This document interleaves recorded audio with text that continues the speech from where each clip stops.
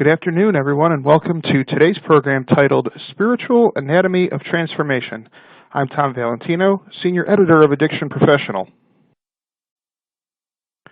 Today's program is co-sponsored by Foundations Recovery Network and Urgent Medical Billing. Thank you to our sponsors and to our audience for giving us your time and attention today. Before we get started, we have a few details we'd like to go over.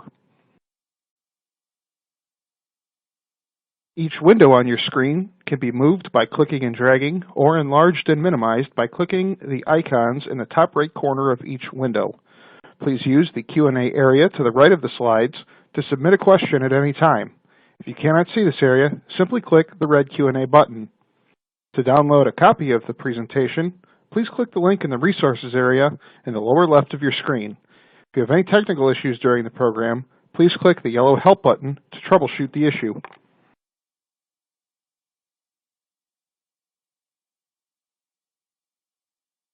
A special note about CE credit. To receive credit for this program, you must click the green CE certificate widget at the conclusion of the program and complete the evaluation form. You must watch the webinar for at least 50 minutes in order to obtain a certificate. If you are watching a program in a group, please download the group submission form located in the resources list and follow the instructions. If you have any issues with this process, do not reach out to our sponsors, as they will not be able to assist you in receiving a certificate. Please note, CE credit is not available for the archived webinar. It's only available for the live event. Finally, you can also tweet during the live webinar by clicking on the blue Twitter icon at the bottom of your screen. Simply click the Post and Authorize buttons to log into your Twitter account and begin sharing automatically at the event hashtag #APLiveWebinar.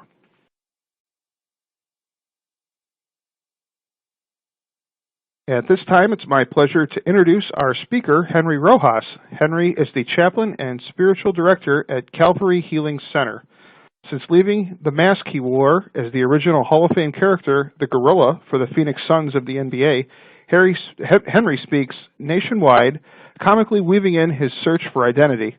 In addition, he has spent 20 years as a pastor and clinician in the behavioral health field, as a friend to therapists, assisting others in unmasking their true selves. Thank you, Henry, for taking the time to speak with us today. And with that, the audience is yours. Well, welcome, everybody. It's an absolute privilege to be able to be with you and to be able to talk about something that's been my passion for so many years. As you heard, I was the original Phoenix Suns Gorilla. I speak around the country telling that comedic story that also has a message. I mean, we use masks as metaphors all the time. The masks that we wear, whether they're titles or labels, the coping mechanisms, but not too many people I know, like myself, have literally worn a mask. And you know, that mask can be suffocating when we don't know our true identity or don't understand our identity.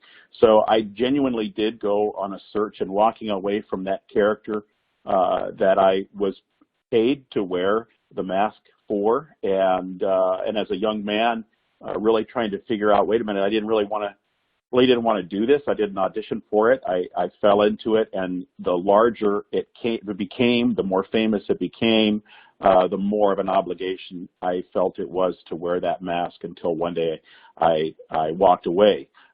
That's not the story I'm going to tell today, and this will be some storytelling, but in the process of the storytelling, I think that you would agree, both as clinicians and whether it's therapists, doctors, in any fashion, that story plays a huge role in the transformative life. And going back many centuries ago, story played a role, and those are what we consider those sacred stories, the stories that there is a touchstone involved, in which the meaning behind it becomes part of our own transformation. We see ourselves in these stories, and I'll say more about that later on. I want to tell you about the population that I've worked with over the years. Because I have been a pastor, have been a chaplain, a spiritual director, I meet with a lot of people from a lot of walks of life. and from different walks of life, different religions, no religion. And in that process and in my experience, I have found that their own religion, their own belief systems become just as much of a mask or an idol as anything else we use as a coping mechanism. So the population of people I work with often within my own Christian community are those who have experienced distorted images of who God is, that they have become very rigid in their understanding of God and don't know how to step out of that and be open-minded to some new ways of thinking because they're afraid of betraying the God that got created in their mind growing up. And the way I like to look at it is that sometimes we think of God as being the love child of Santa Claus and a cosmic social worker, the one who is watching us, and you better he's watching to see if you're naughty or nice. You better watch out, that judgmental God. Or on the other extreme, the cosmic social worker that we can just clap and have him come running to fix our problems, meet our every need. And so to transform in our understanding of what it means to be God, it becomes much more of an inclusive experience, an inclusive experiment and experience. And we have to break the cast of what we were fearful of seeing God in a particular way. So in that population of people that I work with, many have been spiritually abused, where reason was eliminated. You weren't allowed to question, otherwise you would disappoint God. And so there's this desire to please God, and it's projected in the same way that we were attempting to please that parent or please someone else and get their approval when in reality we longed for their acceptance. So to have a transformation, to have an awakening, is very much to be able to start again and introduce the experiment of seeking for this mystery that we call God. And as we go into this, I've worked with many people I've seen, whether it's those struggling with an eating disorder, anorexia, whether they are heroin addicts, alcoholics, gambling addicts, pornography, and I've seen how this model I'm going to share with you has been a transformative foundation to be able to seek and to answer the questions that are asked, like in AA, who is your higher power? And what does it mean to surrender your will to this higher power? So having said that, I want you to understand that it is not my intent in any way to proselytize, to evangelize, to win somebody over to my way, to bring you to the front, to the altar, and make a big decision. I gave that up for Lent a long time ago and didn't take it back. And it's a freeing experience to know that I can join with somebody on their journey, not my journey, but join with them on their journey. But I use my narrative, use my filter to be able to connect with them rather than divide. And that would take a whole nother webinar, a whole nother session to be able to look at that. But what we're going to look at is this model that I found first by a man named Watchman Nee, who wrote a book called The Release of the Spirit. Back when I was in high school, I had this desire to find out what is the difference between the soul and the spirit, because he was speaking about this breaking loose, this breaking free of the inner parts of it, the innermost person inside of us that is filled with wisdom, that we all have that. And so what we want to look at is this description of what is called the tripartite person. Now, when I did this slide and I transferred it from Keynote to PowerPoint, it had some really nice circles to where the inner circle was spirit. And it didn't transfer well over to PowerPoint. And I thought, you know what, it actually is a good thing, because we're only using metaphor to describe what we can't separate out. We say body, soul, and spirit. I'm saying body, soul, and spirit. And yet it's all one. And yet it manifests itself in three different ways. And we're going to look at how that is so that we can get a grip on why we are so driven by our emotions, by our thoughts, and by our feelings. The work that you all are doing is powerful work in the transformation of thoughts, from old thoughts to new thoughts, the metamorphosis of perception change and paradigm shifts, and those are all so valuable. But what is really necessary in my mind is, in all of that work, if there isn't a foundation of a sense of belonging, a sense of identity, then we are having the ego try to fix the ego. And we know that doesn't go so well when we are using our ego to fix the ego. So as we go through this, I would also encourage you to see yourself in this place as a spiritual director. And that doesn't mean that I am a director of all spiritual things at Calvary. What that means is, in a personal way, in a art form, I'm a spiritual director in that I practice spiritual direction, which is a friend to somebody as we journey together, listen to the inner wisdom, and listen to God together. And they come up with their own solutions. They come up with their experience of the divine. So here we have the body, soul, and spirit, and I'll just do a quick overview as we move into the story part of it so we can see it formulate.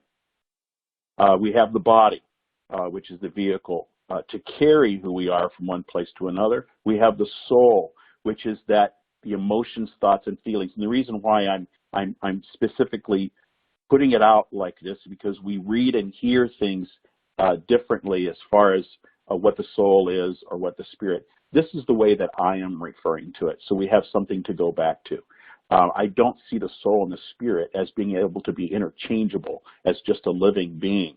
And this is going to be one of the key points of this entire presentation, is that we don't just use the soul and spirit interchangeably.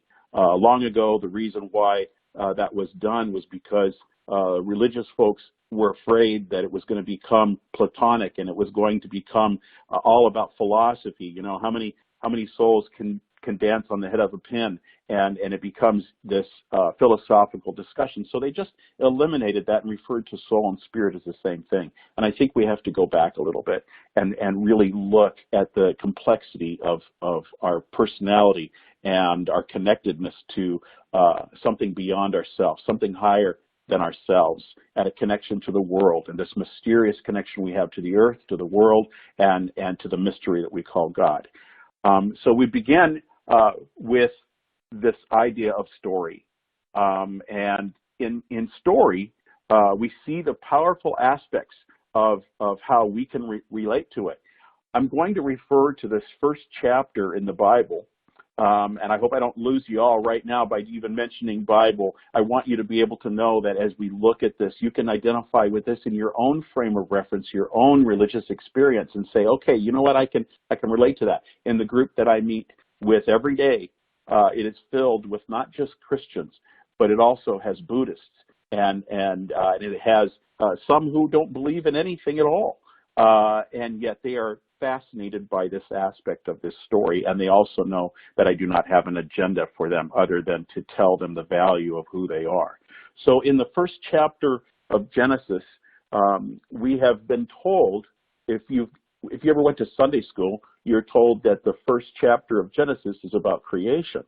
And so we make it about this idea of creation, that God made these things, and we treat it as though it's a history of creation, a history book. And when we do that, we are taking it so literally that we're missing the meaning.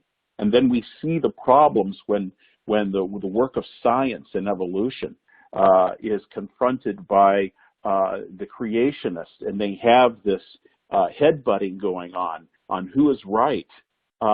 And when this happens, we miss the powerful meaning behind the story. So in speaking of myth and metaphor, it is never saying that something did not happen. It's saying that that's not what we're looking at. What we're looking at is the meaning behind this story. So this first chapter of Genesis is to me not about creation, but a description of the nature of God. This is what this is. The subject isn't creation. The subject is this idea of God, this mystery that we call God, who seems to have authority over all things. And so in this story, we realize that that this God is a mystery. So as we identify it with somebody who is going through AA and they haven't determined what their higher power is, one of the things that I discuss with them, we can talk about a little further as maybe some of the questions come in this way. How do you work with somebody who doesn't have a concept of God? We can't agree most of the time with someone that they believe that there is more than themselves, whether they say universe, energy, those aspects of it. When we connect in that way, we could say, what is the distortion of your image of God that bothers you about using the term God? And they will reflect on their experience or their religious experience, their church experience, and that can be a real obstacle.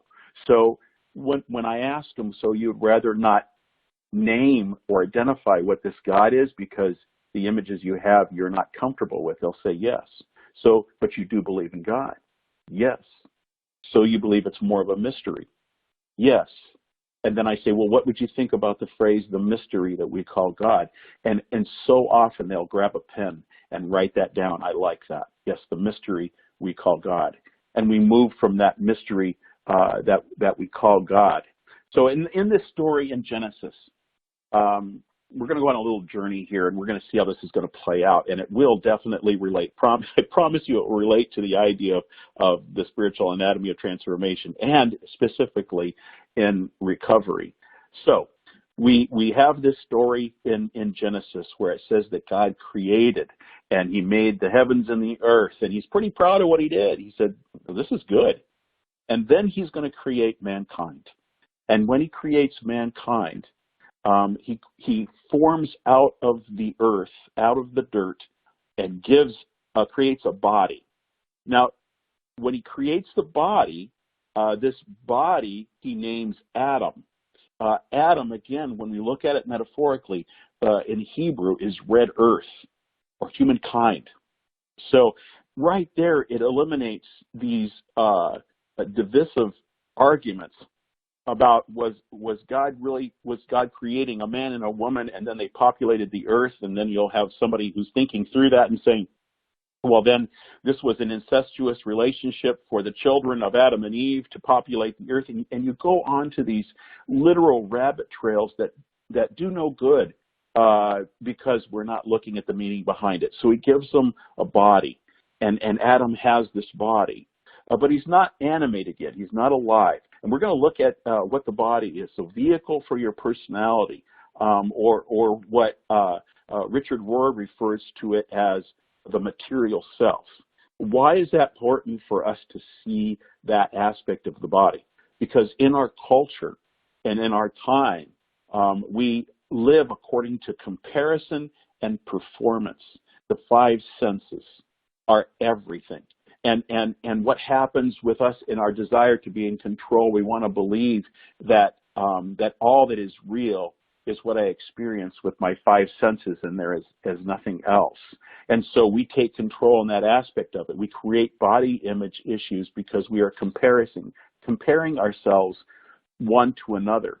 Our achievements and our performance begin to identify us. How people are seeing us.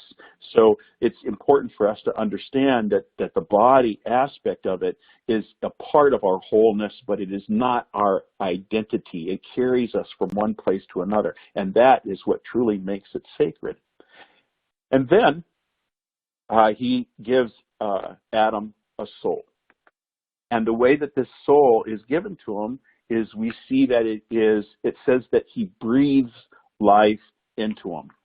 And that breath of God, so what is so significant for me in this is that we all breathe.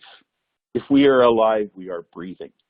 If we are breathing, perhaps it could mean that we all have the breath of God, that we can actually see God in one another in the fact that we all have the breath of God. And there's some wonderful Hebrew words that are used to describe this, the neshama and the nafak. And I love the word nafak because it means to blow or breathe and to cause to breathe out. So if you get CPR training and you are breathing into the dummy, I don't know what to call it, the big doll, and you breathe into it, you have the hand on the chest. What are you watching for? You're watching for the rise of the air going in, and then it decreases and deflates. It's a response back. So I believe we all have the breath of God. Each one of us is a part of God. We have the breath of God. Not all of us have exhaled yet. So our response to the truth of who we are is so important, this rhythm. That's why when you see, whether it's in meditation or in yoga, breathing so important. It's that in and out, that rhythmic process. In the Old Testament, the Jewish people did not name God specifically, or define, I should say. They didn't want to use the name of God, which I think is a beautiful thing, because the minute you define God, now you've lost God, because you've brought it down to something tangible, something human. It's no more than Bob down the street. And we want something greater than that, and yet we don't. We want it so badly to be so tangible that we can name it and define it, and we get ourselves into trouble there with the whole black and white aspect of it. So the soul, as he breathes life into him, is the emotions, the thoughts, the feelings, the will, the self, the ego. And again, I reiterate that this is just a metaphor to describe how we can break it down and understand it a little better, but we can never even define the mystery of the wholeness of the whole person, the body, soul, and spirit, and how the mind and brain and interacts with the cells of the body. That's just a fascinating mystery. So we have this metaphor of the soul, the emotions, thoughts, and feelings. So the ego isn't necessarily a bad thing. The ego is there, but it's when the ego is running the show. It is taking over. And then Adam receives a spirit. And when he receives the spirit also, that is his connection to something greater than himself. The spirit is the truth and wisdom, intimacy, that sense of community. We have maybe even the conscience is part of that. Viktor Frankl says that he sees the belly button as the scar reminder of the connection between mother and child. That's our memory. That's the part that we can look at and say, I was connected to another human being at one time physically. That maybe the conscience is the same thing with us and God. So we have the spirit also. The best way I can describe this when you're looking at this difference between soul and spirit. Let's say, for instance, and I'm jumping a little bit ahead, but that's okay. When you put it in context of somebody who is in recovery, or all of human nature, when we are tempted, when we have cravings, when we have desires, and our soul cries out like a megaphone, I want to drink. I want to drink. But inside each one of us is this gentle whisper that says, I want to not want to drink. That is that nature of that innermost being, or what Richard Rohr refers it to, the God self, that connection to something that is greater than ourselves. God self isn't saying that I am God, but it does reflect that I can be one with God, that union, that beautiful union. So we have that aspect of the body, soul, and spirit. So here, I went ahead too fast. So let me move back. Now I just gave away my favorite picture of Mowgli in the Jungle Book. I love that movie. But here's what's happening now. So Adam is in the garden, and he's in this lush environment. He can have anything he wants. All the provisions are there. And then God says to him, but you know, Adam, he says, don't eat from that tree over there, the knowledge of good and evil. And what do we do? It's our human nature. Somebody tells us not to have that or not to go towards that. What are we going to do? We are going to just drive right towards it, right? We can't help to be interested in this thing that we're not allowed to have. And when we look at that aspect, somebody might say, well, why did Why did we have the permission to do wrong? Wouldn't it have been better if God just made us robots? Well, if we were made in the image of God, we have the capacity to create. We have the capacity to do both good and bad if we are truly free. If we are truly free. So Adam here has that capacity, and he sees that. He's not going to eat from that tree. But then the serpent comes along. Now I can bring up that picture.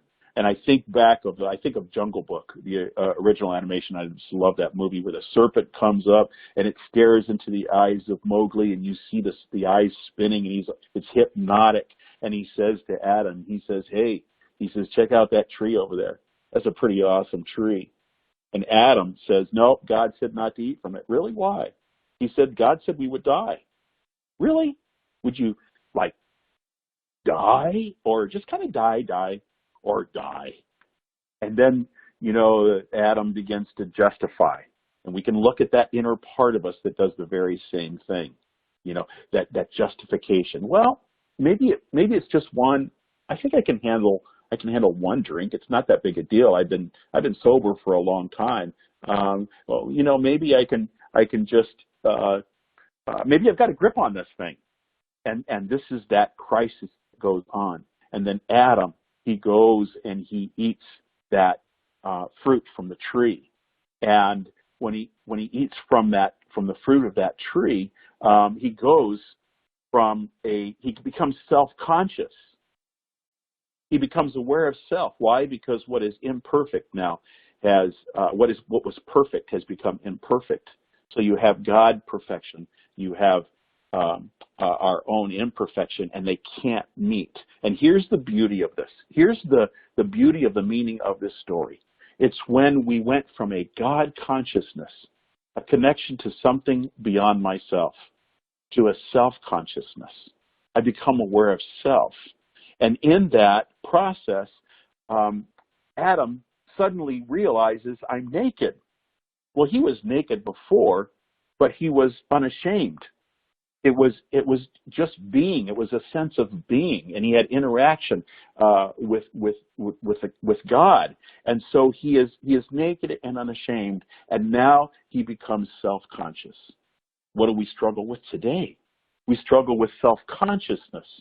The image that we have, we go back to that body aspect of it. We go back to the soul, and we become weary, and we believe that our life is a culmination of everything that I'm feeling, instead of the identity that we were given, that was a gift.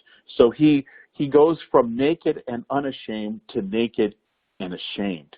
And as he's walking through the garden, he hides. He's trying to hide from God. And in the story, God asks Adam, where are you?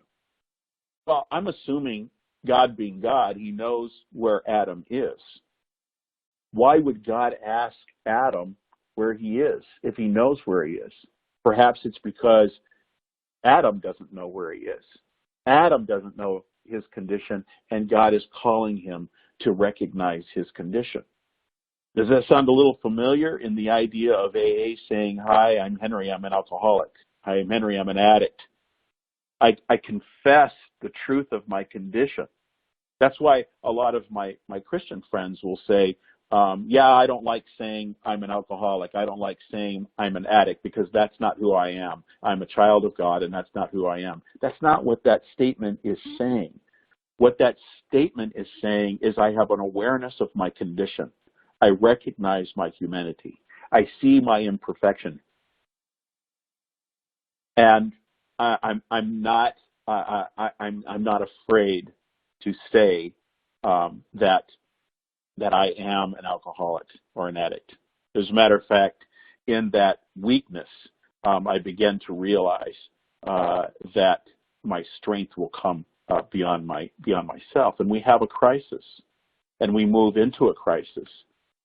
And in that crisis, I become self-conscious, and I am soul-led. I am now naked and ashamed. I'm disconnected. There is disharmony, and I will go to isolation. And in this process from childhood, we are developing what Rohr and Thomas Merton would describe as our false self. We rarely know who we truly are because at a very young age, we've developed the coping mechanisms. We have made life about achievement and performance. And so we have this the self-consciousness, and we are soul-led. Well, the only way to overcome that would be to attempt to be perfect so that I can have union with this God who is perfect. So we have this whole entire Old Testament that is about provisions made for a way to become unified with God once again. And there is the commandments, and there is the book of Leviticus that is if you read Leviticus, it's like reading the library of an attorney. Not real exciting stuff, and it's very behavior based because the goal is to perfect one's nature. And then they have the sacrifices. I can't get it together, so let's project the blame onto something, and that's where the term scapegoating came from. And we struggle with this, and we can't get it together in this story of the Old Testament. And we have a crisis. And in that crisis, the spiritual crisis, as we're driven by the soul and the emotions and the thoughts and the feelings, and we get to a place where we realize we can't do this. We're struggling with this. And then we come to the end of ourself. And in the Christian narrative, it's the Jesus factor. Here is this guide and this mentor that comes and says, you'll never be able to get it together. But now when you state your condition, you realize and have an awareness of who you are. So going into the picture of us having awareness, I believe that spirituality and awareness are very much the same thing. Have an awareness. Brennan Manning says that he doesn't believe we're divided by religion or by politics, that's not what divides us. What really divides us is those who are aware and those who are unaware. So when we have a self-awareness that we are imperfect, then we can let go of the illusions that we were expected to be perfect. And this is the nature of that story of Jesus, this way to be able to have union with God, which is to go back and see that it is a gift, that my mere existence means that I have the breath of God. And that's when I come to a different place. And I say, that's what I want. I want this. I realize I can't earn it. I can't develop it. I can't fake it. I can't wear a mask and pretend anymore because my own life has become unmanageable. And so I need some help here. And this is where the regeneration takes place. And what ends up happening, as we go back one slide, we see in the body, soul, and spirit, that's not a misspelling there. That's what I call the big S spirit with the little s spirit and get a lot of laughs, because it's a memorable thing to be able to say, I am now connected with God. By me coming to the end of myself, realizing I can't do this on my own, then I recognize that I need the union with God, but I no longer need to earn it, that I've always had it within me. But my soul has been crying out and running the show. And I've tried to meet up to expectations that I can't. I have found my identity in my labels and my titles. And we know that when somebody has a fall, when somebody becomes disillusioned, and they feel like they've lost everything, they feel like that's the end. They feel like there is no, that life is over. Well, in a sense it is. We look at the paradox of death and life, and Scripture teaches me that in order for a seed to live, it must die. So we begin to experience the paradoxes of letting go and then receiving, of dying to our ego, dying to ourself, dying to our thoughts and our emotions, leading the way, and we begin to rely on something deep within us that is connected to something greater than myself. And we see that we have the little s spirit and the big S spirit. We have within us the truth. We have wisdom. We have intimacy. And truth is real important to be able to understand what that means by truth. What I mean by truth is there is, whether we're aware of it or not, there is a foundation of truth that goes beyond feelings. I'll give you an example of that. My son is my son. He has my DNA. Josh has my DNA, and he can't stop being my son. He is forever bound in his identity as a Rojas. He can be mad at me and become so upset that he says, I don't want to speak to you, I don't want anything to do with you. He's still my son. He can't stop being my son. He could move across the country and get as far away as he can and not have any interaction with me. He still cannot stop having my DNA, shared DNA. He's still my son. He's still my son. He can't stop being my son. Now, let's say that me and the rest of the family, we take a vacation that we've always longed to go on, and Josh isn't there. He's still my son. He's just not taking advantage of the benefits of his identity. He's not taking advantage of the benefits of being my son. That is the nature of identity, is that it cannot be taken away. And so when we realize this, that we have been run by the soul, by the emotions, by the thoughts, by the ego, by my own self-determination, when we realize that, and we find that there is this renewal opportunity to be able to say, I cannot do these things on my own. And what's even more, I wasn't expected to, I breathe again. I breathe in the breath of God and take on the identity and say, you know what, I actually don't know who I am. I know who I am not. And we go from, in this crisis of identity, from I can't, where we thought this was the end of our life, and I've seen this so often where somebody says, I can't do this. And that's been the beginning of their awareness and the beginning of that transformation. Because then we realize that something greater than myself can, with me and in me and through me. That my feeling of hopelessness turns into hope in God, not in the outcomes that I am demanding and expecting. And when, like I said before, we experience that death and life paradox. And we experience the fear of the unknown in our crisis. And we have to make a decision at that point. Am I going to go the route of familiarity? Because I know what I'm going to get. Our soul wants tangible evidence. And so to go into the unknown is quite frightening. It's very scary. And yet the spiritual life is going towards the unknown rather than controlling the outcomes. So when I let go and go through the unknown, I began to experience the surprise of life. I become aware of my surroundings. I'm like a child, like my grandson who wasn't as interested in going on a trip I planned. He wanted to stop and pick up rocks and leaves and stick them in my pocket because he was just glad to be in the presence of Papa. That's what we're called into, is we become alive to our surroundings. And what brings us to that crisis also is the physical nature of our pain, which would be the final cry. And when we finally let go. And when we are letting go, control is a big issue.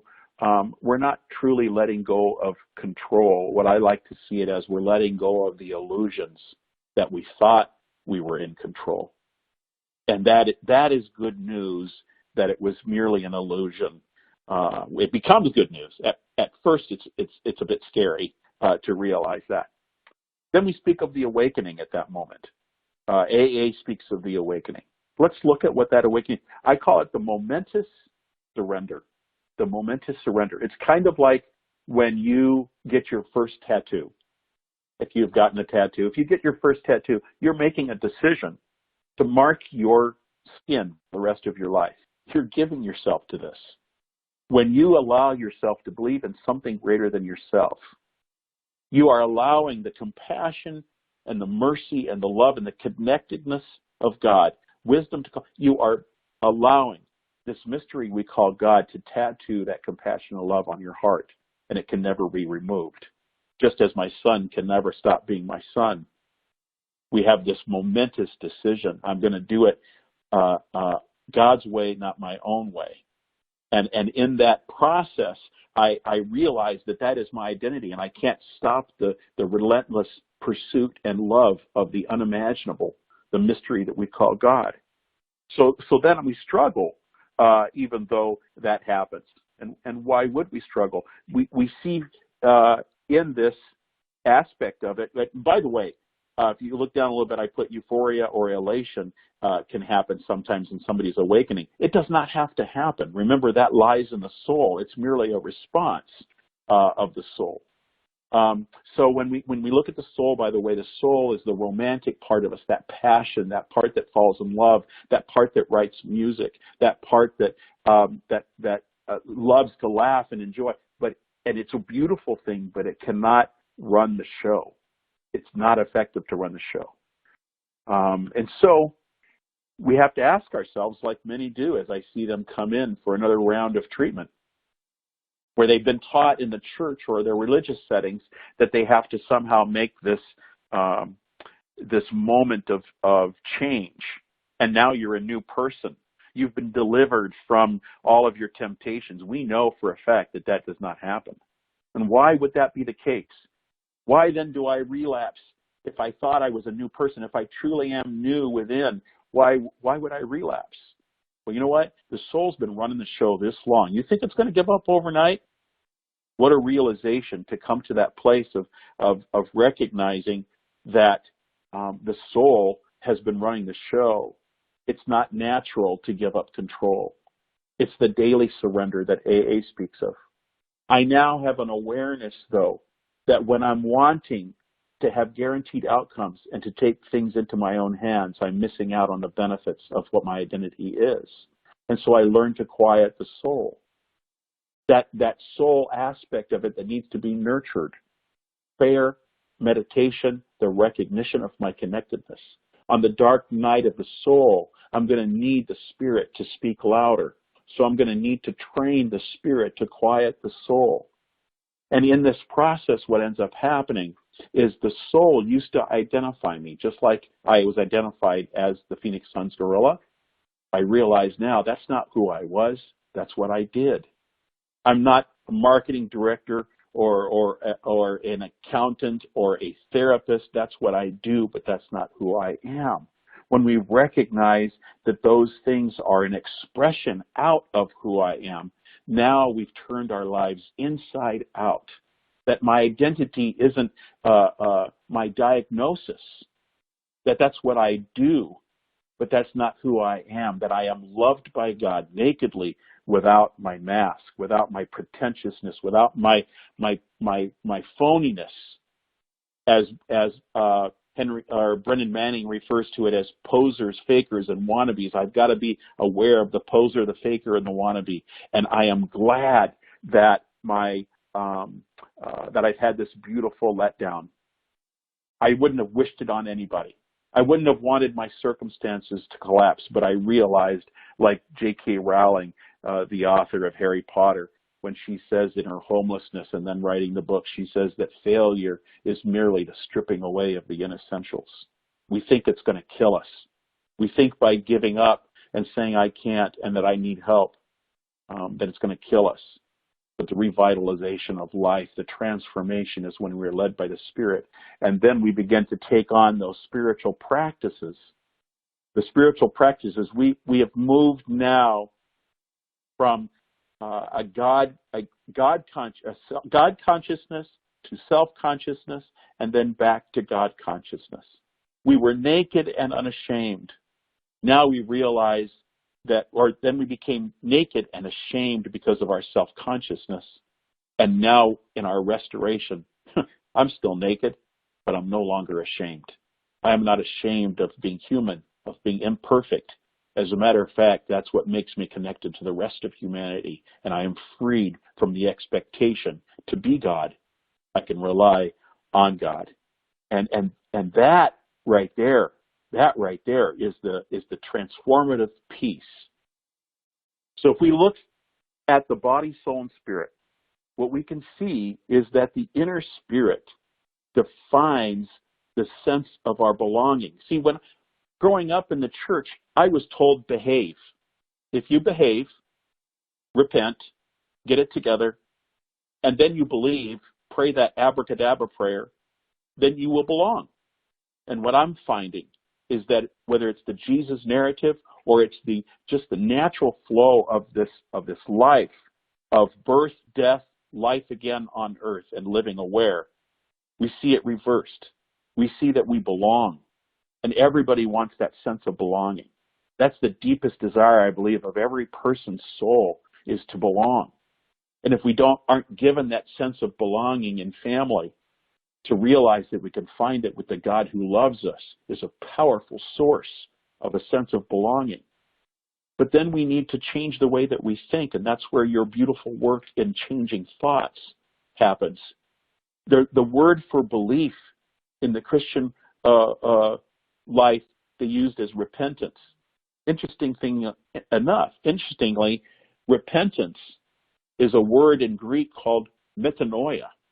Metanoia is changing your mind, changing your thoughts, rather than this Bible-thumping call to come and become something different, behave. What it's saying is we have this renewing of the mind, the changing of the thoughts, and those are the practices that must be done in order to change the brain activity, to change, get a new groove, get a new pathway. And so we do the repetition of affirmations. We've used prayer and meditation for that purpose, to settle in and to listen to the God who speaks the silence, who speaks the language of God being silence. So then what we are doing is we are finding that our behavior is a fruit of the fact that we believe that we belong.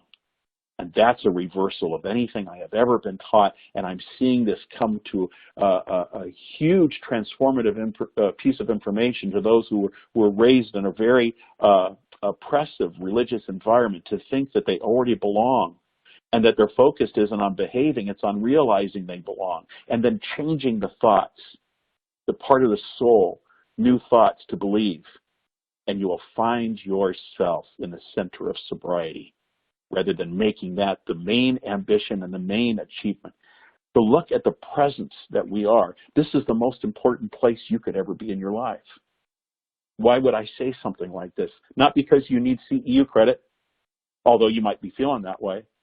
The reason why this is the most important place you could ever be in your life is because this is the only place where you are. So that's the capital P, presence of God also. He refers to himself to Moses in those early stories as Moses says, "Who should I say sent me?" He says, "Tell him I am sent you." Being in the present moment, being present right now and having that awareness of presence, feeling feet on our floor. On the floor in prayer and meditation, we realize that we are sitting in the presence of the divine. And I may not know exactly who God is, but I know that I'm not it. The person in recovery develops those practices. Practices awareness, learns to be silent, and you know how scary that can be for all of us. It knows to enter community and be a part of a collective consciousness that also believes that there's something greater than ourselves. They find their mentors and they follow them. And ironically, they begin to see that love and suffering are portals to intimacy with God. And you can apply this aspect of it more specifically to the idea of the changing of the thoughts, the renewing of the mind, but being rooted in the silence and practice of being connected to the mystery that we call God. And I think that in this process we realize it is not discriminatory. It is not divisive that if we all have the breath of God, then we are children of God. However we understand that, the question is, are we willing to be aware? Are we willing to surrender our will to God's will, who declares us righteous? He says, you are still imperfect. And you may still feel unworthy, but you're no longer defined by your feelings or your emotions. That God loves you nakedly without your mask. And we have to learn to live that out. Our patients, our clients need to learn to live that out. I want to give you some references book references. If you have a phone, you can take a picture of that, or look on the archive again and see some authors, some mentors that you're able to follow to be able to see where a lot of this stuff is coming from. There's some great work, specifically the work of Breathing Underwater. Spirituality at the 12 Steps has been a beautiful book that will serve you well, your patients well, not only for them, but their families who have never had a specific substance abuse addiction, but see that the principles of the 12 Steps are very vital and helpful for them as well. I want to thank you for being a part of this. I would be glad to answer your questions.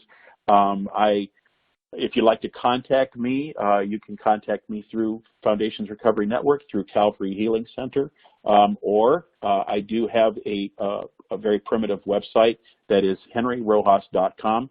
It's all about me, and I thank you for participating in this webinar.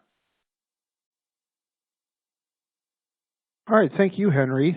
Very informative presentation. Before we get to the Q&A portion of our event today, I'd like to now hand things over to Sarah Tortorella from Foundations for a few words from our sponsor. Here at Foundations Recovery Network, our grassroots movement called Heroes in Recovery has a simple mission. That is to eliminate the social stigma that keeps addicted individuals from seeking help, to share stories of recovery for the purpose of encouragement and inspiration, and to create an engaged, sober community that empowers people to get involved, give back, and live healthy, active lives. Join us in this mission at our 6K race series at these locations across the country. As a thank you for your attendance today, please enjoy the discount code webinar2016 to register for any future 6K events. Back to you, Tom. All right, thanks a lot, Sarah. We've already had some questions coming in from our audience. However, we'd also like to remind you that you can use the Q&A widget to the right of the slides to submit a question at any time. And before we get to a couple of those questions, I'd like to remind everyone that as we're now past the 50-minute mark, it's also a great time to consider filling out your CE certificate information by clicking the green CE widget. If you get a message saying that you haven't attended for the proper amount of time, please try again in 2 to 3 minutes. All right. First question that we had coming in for you, Henry. How can we encourage our clients to practice being in the presence of God and yet embrace the silence of God? Well, that's a really good question, because it is not. We have to first let them know it's not the most natural thing to do. That we're so used to the preoccupying ourselves and amusing ourselves that to be alone with ourselves, to really find out what is scary about being in silence, and also giving them short increments. I will go as small as 30 seconds or 1 minute to just practice that. And one of the things I also do is if you're having them practice mindfulness, is going another route. Rather than fighting away the distractions in their mind, the thoughts that come through there, or the air conditioning going on, and thinking they're not doing right because they can't pay attention, I encourage them to not violently force those things out, but include them. Include them in that quietness. Include them in that silence, and practice at short periods of time. James Finley describes that silence as that non-resistance, that creating that environment of non-resistance to just be present. A practice that I really love is the be still and know that I am God. And how you can do that is help them with the slow pace and breathing and taking one word off. Be still and know that I am God, as though God is speaking that. And then take God off. Be still and know that I am. And then take I am off. Be still and know. Be still and then be. And that prayer aspect of it in that silence reminds them that God is speaking to them, that you're not God, I am. Be still. Be quiet, soul, and be still. small increments of silence. And, you know, I think I think they need to know that it's expected. It's not going to be easy because we've wanted those distractions. We're afraid of awareness. Drugs and alcohol are an onslaught on our awareness. If it's onslaught on our awareness, it's an onslaught on our spirituality. I would highly also recommend the book I put on there, Christian Meditation by James Finley, and those works, and also Richard Rohr. There's a lot of great resources in there for that aspect of silence. All right. Very good. Again, we'd like to remind everybody you can use the Q&A widget to the right of the slides to submit a question here at any time. As we have a couple more minutes left in our time allotted today. Next question that we had come in. Can you clarify, who was it that discussed false self? Thomas Merton said a lot about false self, true self. And Richard Rohr in more modern times right now, he says a great deal on the false self, true self. I would recommend The Naked Now and The Immortal Diamond as significant works in identity on true self, false self. It's also referred to as shadow self. It will always be there, but it can no longer define us. And so, just as a side note too, when I have worked with people who have had an image of God that's been distorted and it's judgmental, and when I have had them write down on a board, what is the image of God that you have had, and we list it out, and then I ask them on another separate side, what do you believe God is? It's amazing how many times deep within themselves they say the same things, compassion and loving and accepting. And then we will actually go through the process of firing that old God. And it's such a releasing aspect of it. Let's fire that old God. And they almost feel naughty about doing that because they believed that that was what they had to believe. And so we fire that old God and then pray this prayer. And here's a prayer that you can help. I've even had those who are atheists be able to pray this prayer. Say, God, I don't even know if you exist. Sometimes I don't even know if I believe. Nevertheless, reveal to me who you are. Reveal yourself to me for the very first time, as though for the very first time. And then ask them to be open and see God in the most familiar things. See, I don't believe that God works in mysterious ways. I believe that our mysterious God works in familiar ways. We just need to open our eyes. Open our eyes to children. Open our eyes to nature. How does God reveal himself to you? We make it too much of a religious experience of only during prayer, meditation, and ritual, when we can open our eyes and see it all over the place. And that's what allows our true self to come out. All right. Can you identify questions that you stated that you would ask in regards to one's personal distortion of God? Yes, it's kind of a continuation of what I was just saying, is that what we do is whatever our father image, mother image growing up, we project that image onto the nature of God. And what we end up doing is we end up seeing a God as a supreme being, the man upstairs out there, instead of recognizing that he is not a super being or a supreme being. He's a mystery that is both immanent and is transcendent. As one young man said who came in to Calvary not believing in anything, and when we got to that step of his identification of how to define God, and here's the words he said. He said, he is larger than myself or anything, infinitely larger than myself or anything, yet significantly aware of every detail. And it was such a powerful thing to hear that, to take the God of the anthropomorphic descriptions of human-like and take it into a whole different realm of a mystery. We like black and white, but I think in this nature that there is something divine about the gray and the unknown. So the unknown is not unknowable. It is, as Richard Rohr says, eternally knowable, and it's unfolding over our life, and we're part of that. To be in the flow of this mystery, of this universe, of this life, to be in the flow without disharmony is our goal. All right. Well, I think that's going to be just about all the time that we have for questions for today. We do have some final instructions regarding CE credit. And again, should you have any issues with this process, do not reach out to our sponsors, as they will not be able to assist you in receiving your certificate. To receive your certificate for this program, you must click the green Program Evaluation widget, complete the evaluation form, and click Submit. For those watching in a group, as a reminder, please download the group submission guide and program evaluation located in the resources area and follow the instructions provided.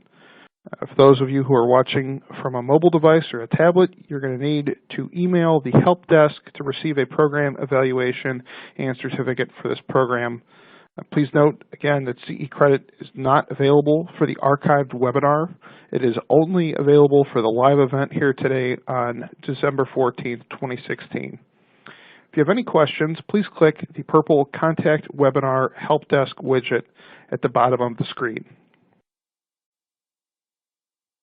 I want to thank Henry Rojas once again for his excellent presentation today, and I'd also like to thank Foundations Recovery Network and Urgent Medical Billing for making today's program possible. Finally, a thank you to our audience for participating today. We hope you'll join us in the future for another Addiction Professional webinar. This concludes today's presentation. Have a great day.